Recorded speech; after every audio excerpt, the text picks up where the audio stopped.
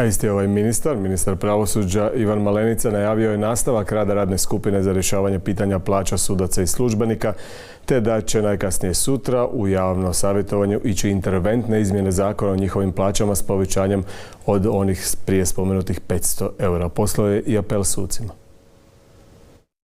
I mi smo ponudili to rješenje u nekoliko koraka, u 2 koraka. Dakle, prvi korak je sada kroz ove izmjene zakona, drugi korak bi zapravo trebao biti do kraja godine ove stvari o koje sam spominjao. Dakle, indeksacija, stupnjevanje i materijalna prava. Dakle, to je jedna šira slika koju mi tražimo, apeliramo prema Udruzi hrvatskih sudaca, ali isto tako i sucima koji su i državnim odvjetnicima koji su članovi radne skupine da sagledaju tu širu sliku što će ona donijeti za pravosudne dužnosnike. Ja apeliram na suce i državne odvjetnike, ali prije svega suce da nastave s radom i da nastavimo razgovarati o cjelovitom rješenju pitanja plaća sudaca i drugih pravosudnih dužnosnika.